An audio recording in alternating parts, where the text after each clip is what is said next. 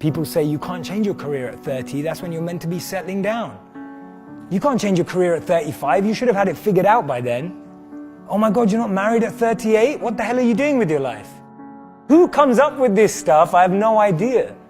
But this stuff plagues so many people that I speak to. So many people open up to me and say, Jay, I just don't know how to change. Is it possible? What do you think this guy was before he became who he is?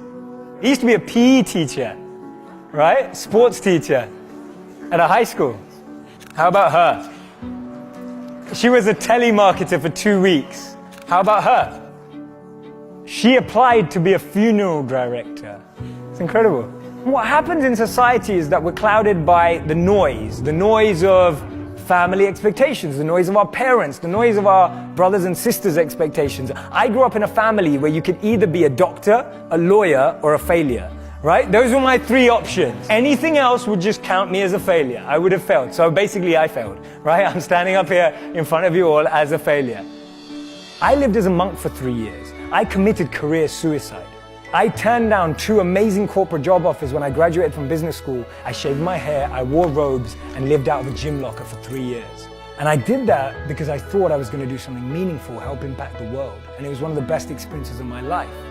But more than becoming a monk, what that trained me to do was drop out with the rules. People told me, if you come back in 3 years, you'll never get a job.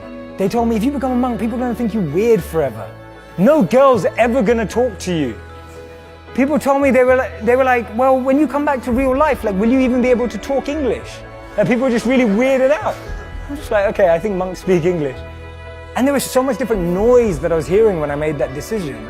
And the funny thing is, from having not been a monk for 4 years now, I'm in one of the most incredible periods of my life that I could ever have asked for. And so much of that is based on the fact that I decided to do something different.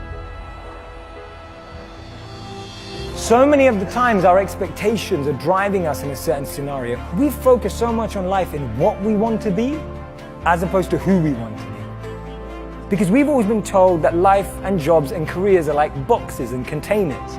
There's only a finite number of options. There is no formula, there is no pattern.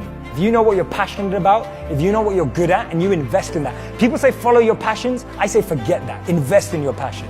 If you're passionate about something, go and become the best at it. Go and do a course on it. Go and learn from the best. Go and find a mentor who's going to make you incredible at that trait.